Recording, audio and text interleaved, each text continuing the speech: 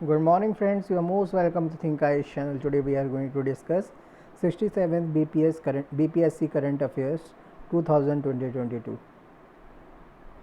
Here we will discuss national events and our topic is interim report of Jammu and Kashmir Delimitation Commission. Let us begin the topic. The Jammu and Kashmir Delimitation Commission has proposed significant changes to the electoral map of Jammu and Kashmir. तो जो interim report आई है Jammu and Kashmir की delimitation commission की, उसने electoral map के लिए कुछ significant changes दिए हैं जम्मू कश्मीर स्टेट और यूनियन टेरिटरी के लिए। Delimitation is the act of fixing और रीड्रॉइंग द लिमिट्स और boundaries of territorial constituencies, assembly और Lok Sabha seat in a country or a province having a legislative body as per the election commission। तो basically election commission करता है ये सब काम, और किसी कंट्री की कोई स्टेट है या प्रोविंस है तो उसके लिए डिलिमिटेशन कमीशन लेके आया जाता है। और किस चीज़ के लिए लाया जाता है? सीट के बंटवारे के लिए लाया जाता है। पहले कुछ कम सीटें थी या ज़्यादा सीटें थी तो ज़्यादा थी तो कम कर दी, कम थी तो ज़्यादा बढ़ा दी। ये सब काम होता है डिलिमिटेशन कमीशन में। 4 बार अभी इंडिया में आया है। तो डिलिमिटेशन कमीशन ये क्या कर रहा है? लिमिट को रीड्रॉ कर रहा है फिर से। तो अब क्या हो, पॉपुलेशन के आधार पर सीटों को बढ़ाया जाएगा जम्मू एंड कश्मीर में। The delimitation exercise is carried out by an independent high powered panel known as the delimitation commission panel, whose orders have the force of law and cannot be questioned by any court। तो जो delimitation council होती है या commission होता है तो उसका जो पैनल है वो जो डिसीज़न दे देता है तो उसको क्वेश्चन नहीं किया जा सकता कोर्ट ऑफ लॉ में, यानी सुप्रीम कोर्ट, हाई कोर्ट, इस सब जगह क्वेश्चन नहीं कर सकते। The exercise has been carried out over the years to redefine the area of the constituency based on its population size based on the last census। तो population size के आधार पर होता है बेसिकली, यहाँ पे यही बता रहे हैं। और जो पॉपुलेशन साइज़ होता है वो लास्ट सेंसस, जो करंट सेंसस होता है उसी के आधार पर देखा जाता है। Under article 82 of the Indian constitution, article 82 क्या कहता है? पार्लियामेंट इनेक्ट्स आ डिलिमिटेशन एक्ट, पार्लियामेंट बना सकता है delimitation act after every census, and under article 170 state also get divided into territorial constituencies as per the delimitation act after every census। तो basically ये कार्रवाई census के बाद में होती है, स्टेट हो या सेंटर हो या यूनियन जिसको हम कहते हैं, तो वो डिलिमिटेशन कर सकता है, ये इन्होंने बताया। फिर delimitation commission has been set up 4 times, 1952, 1963, 73, 2002। उसी के आधार पर एक्ट बना दिए गए 52 का, 62 का, 72 का और 2002 का। अब बात करते हैं चौरी चौरा इंसिडेंट की। The prime minister paid tribute to the heroes of freedom struggle on completion of the 100 years of the Chauri Chaura incident. तो 4 या 5 तारीख को हुआ था चौरी चौरा का incident.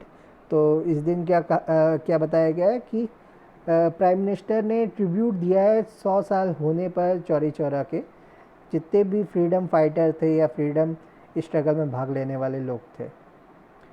Chauri Chaura is a town in Gorakhpur district of Uttar Pradesh. तो एक कस्बा है गोरखपुर में उत्तर प्रदेश के, चौरी चौरा जगह है जहाँ पे पुलिस स्टेशन को जला दिया गया था लोगों के द्वारा, क्योंकि उसके पहले पुलिस वालों ने, जो भारतीय पुलिस वाले थे, उन्होंने बर्बरता दिखाई थी। तो उसके रिस्पॉन्स में उन्होंने पुलिस स्टेशन में जो इंडियन पुलिस वाले थे, अंग्रेज़ थे, दोनों को जला दिया था। ऑन 4 फरवरी 1922, बात है 1922 की, 4 फरवरी की। This town witnessed a violent incident. A large crowd of peasant, किसानों की जो क्राउड थी, भीड़ थी, set fire to a police station that killed 22 policemen. 22 police वाले मर गए थे इसमें। Due to this incident Mahatma Gandhi called off the non cooperation movement 1920 से 1922। तो बेसिकली तिलक और महात्मा गांधी दोनों ने मिलकर के नॉन कोऑपरेशन मूवमेंट को स्टार्ट किया था, लेकिन नॉन कोऑपरेशन मूवमेंट के स्टार्ट होने वाले दिन ही अचानक तिलक की मृत्यु हो गई तो उसके बाद महात्मा गांधी ने इसको कैरी आउट किया और 1922 में चौरी चौरा की घटना को देखते हुए उन्होंने इसको कॉल आउट किया, इसको ख़त्म कर दिया चौरी चौरा के इंसिडेंट को देखते हुए, नॉन कोऑपरेशन मूवमेंट को, असहयोग आंदोलन को। अब बात करते हैं प्रधानमंत्री मातृ वंदना योजना।